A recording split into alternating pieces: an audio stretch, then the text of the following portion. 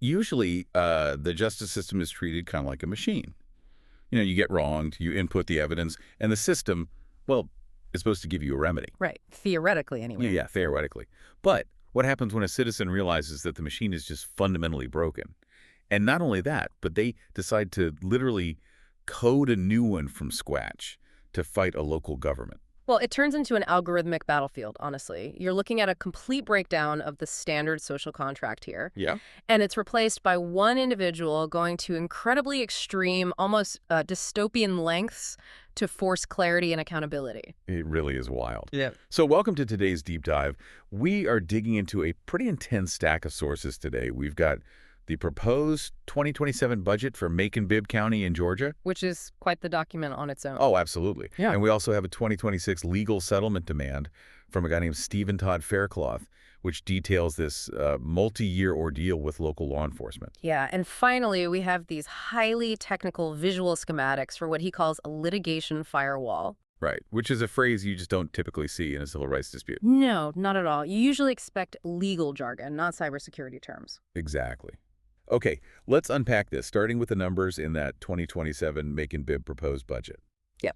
The disparity here is genuinely shocking. It really is. We are talking about a $432.3 million total budget, and the source document repeatedly uses this specific term, priority inversion. Right, which is basically an academic way of saying the local government has its priorities completely upside down. Yeah. I mean, if we connect this to the bigger picture, they are functioning more like a corporate entertainment entity than an actual municipality. And the numbers back that up aggressively. Like, the proposed budget allocates $142.7 million for non-core expansion, tourism, and entertainment. Wow. Yeah, they are throwing money at Spiel loss funds, which, for those of you listening who don't know, is special purpose local sales tax, usually meant for specific community projects. But here, it's seemingly funneled into amphitheaters and tourism blocks, right? Yeah. Exactly. Plus, there's funding for business improvement districts, or BDs, and this massive $10.2 million airport fund. That's a lot of money for an airport. It is. But then you look at foundational infrastructure, the actual bones of the county, and the engineering department gets a mere $5.3 million. That's for roads, drainage, bridges, all of it. It's just a staggering ratio. You have non-core expansion spending that is nearly 27 times greater than foundational infrastructure preservation. 27 times. Yeah. To put it in perspective, the airport fund alone is getting double what the entire engineering department receives. That is insane. Is this basically the municipal equivalent of, I don't know, buying a massive high-end home theater system while your roof is actively caving in and flooding the living room?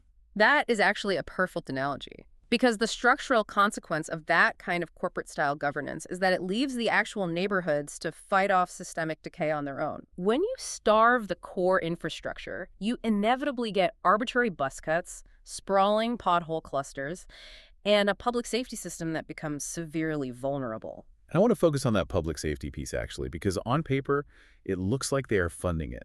The sheriff's top-line budget is $60.1 million. That sounds like a ton of money. It sounds like a lot, sure, until you look at how it's structurally consumed. Right.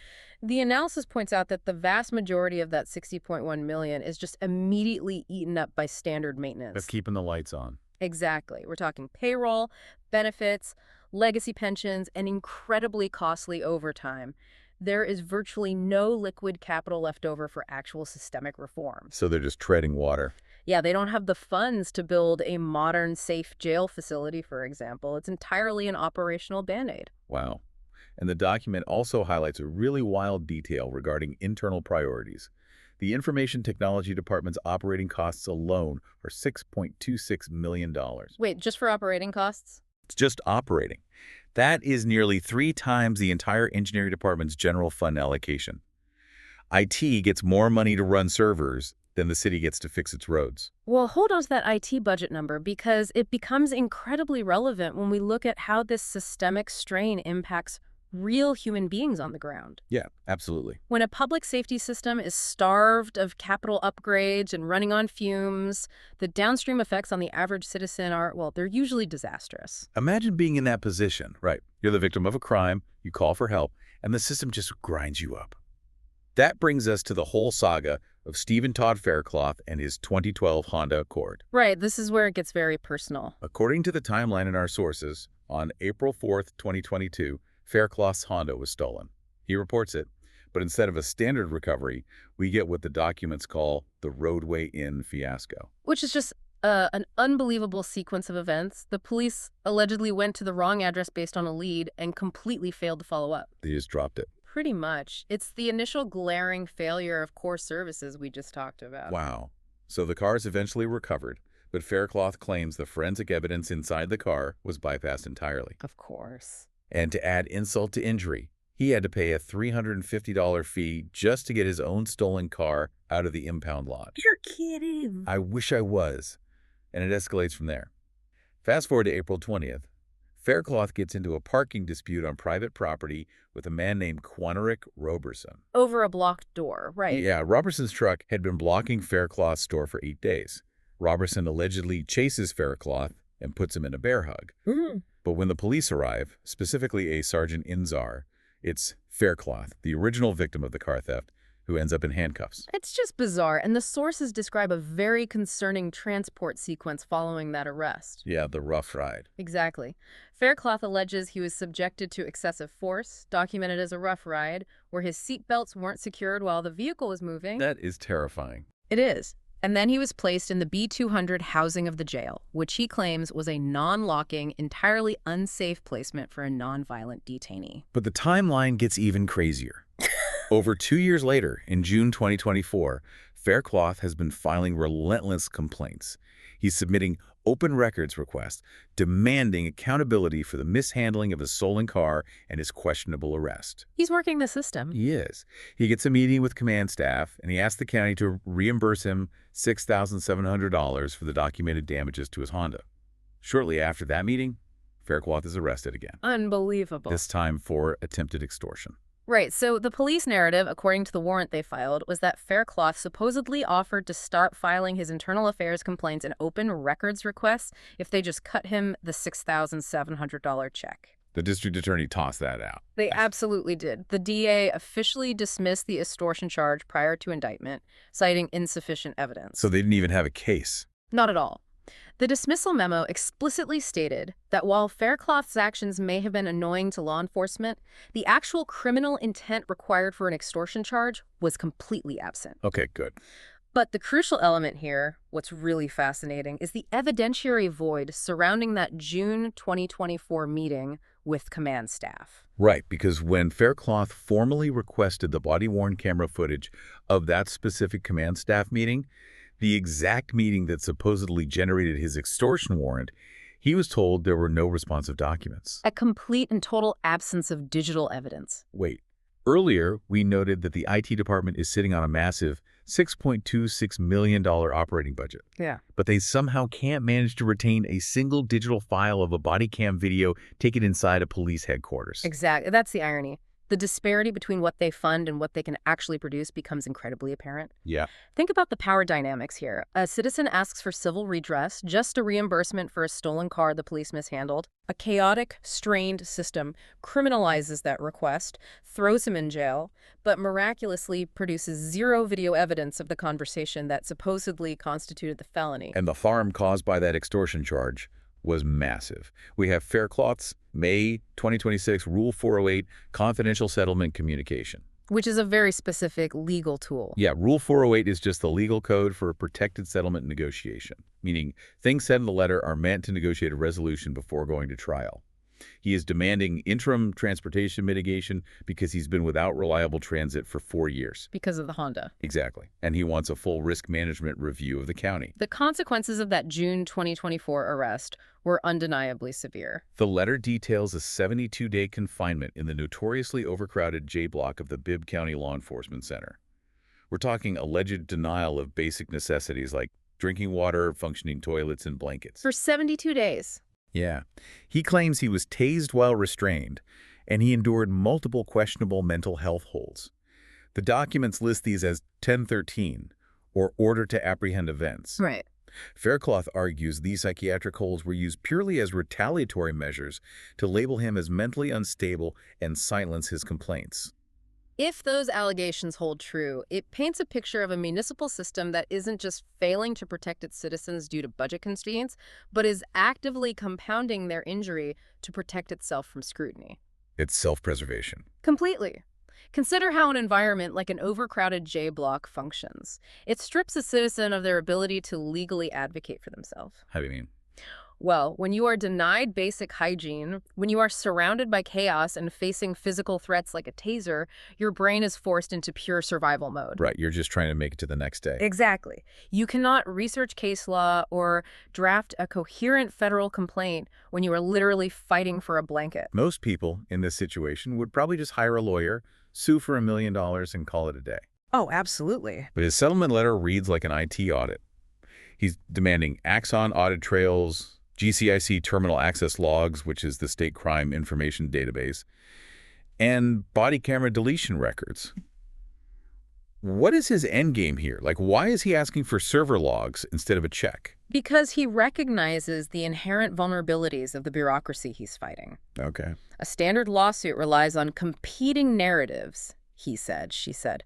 And in a chaotic system, the government almost always wins a narrative battle simply by out-resourcing the citizen or relying on the presumption that an officer's word is just more credible. Sure, that makes sense. So Faircloth has decided to completely bypass the narrative. He is building a case entirely around spoliation. Spoliation. So just for you listening, that is the legal term for the intentional destruction or alteration of evidence, right? Correct. Look at the specific language in his mandates. He doesn't just ask them to hand over the video. What does he ask for? He demands to know if a body-worn camera was assigned to the officer that day.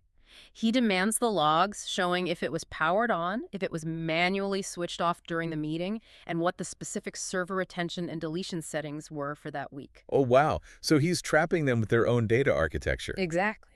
If the county claims he committed a crime in a room full of police brass, but can't produce a single byte of digital evidence from systems that are supposed to be constantly recording, Faircloth is turning that absence of evidence into his primary weapon. It's a brilliant pivot. Which explains this incredibly strange visual schematic he created to organize his defense. Right, the master litigation architecture. Yeah, it states his core philosophy right at the top: stop arguing events, start managing systems. That's the key right there. He breaks his entire legal strategy down into a three-tier separation strategy. Group A is dedicated purely to federal Section 1983 civil rights violations, so that covers the 72-day false imprisonment and the excessive force. Group B handles judicial and professional misconduct, and Group C is exclusively for digital forensics and device anomalies. So he is completely isolating the variables of his lawsuit. Yeah, it's like quarantining computer viruses. Eh. He's got a literal red padlock icon in the visual with a hard rule written next to it: do not mix Chatham DUI issues into Bibb retaliation litigation. Oh, that's interesting. Yeah, he is brutally separating his own past history or any unrelated legal issues from his core constitutional claims against Macon-Bibb. This is an astonishing level of strategic discipline because bureaucracies and defense attorneys thrive on what we call narrative sprawl. Just bringing up everything to confuse the issue. Exactly. But isn't the emotional trauma the whole point of a civil rights lawsuit? I mean, how do you win a massive false imprisonment case if you refuse to talk about how awful the experience was? That's the thing, right? Because federal judges are not therapists. If a citizen representing themselves files a 100-page complaint airing every single grievance and emotional trauma from the last 10 years, the defense will immediately file a motion to dismiss it as frivolous, confusing, or overly complex. And the judges agree. Often, yes. Judges will grant those dismissals just to clear their dockets. Faircloth knows that raw trauma is legally messy. So he built an evidence weight control system to actively prevent himself from dumping his emotions into his legal filings. His system is incredibly strict, too. He has tiers for what evidence is even allowed to make it into his federal complaints. How does he break it down? Well, Tier 1 is purely objective. CAD dispatch logs, body-worn camera footage, time-stamped court records, things you can't really argue with. Tier 2 is corroborated evidence like emails, witness statements, internal affairs responses. Okay, so solid paperwork. And Tier 3? Tier 3 is defined as speculation, unverified anomalies, or motive theories that aren't tied directly to tangible proof. The golden rule of his litigation firewall is that Tier 3 is strictly excluded from his lawsuits. He calls it a self-policing check against emotional narrative drift. That is just fascinating. He is taking his own scattered traumatic memories of being locked up for 72 days and forcing them through an objective execution matrix. He removes his own emotional pain to protect the legal viability of his claim. It is incredibly cold and calculating. But as we keep going through these sources, here's where it gets really interesting. I'm looking at this next document, the Omni-Axiomatic Proof Template, and I'll admit I am completely lost. It looks a bit intense, doesn't It it? looks like software code. Yeah. What is a SHA-256 hash, and why is it sitting in the middle of a civil rights lawsuit? Okay, so this is where Faircloth jumps from being a highly organized plaintiff to an actual systems engineer. He is treating his civil rights case like software A deployment. software deployment. Yeah. He's using something called JSON architecture. JSON-L is a machine-readable data format used by programmers. By writing his legal claims in JSON, he ensures that his legal proofs cannot be decoupled or separated from their native digital file exports. So he is literally programming his lawsuit. But what about the SHA-256 hash? What does that do?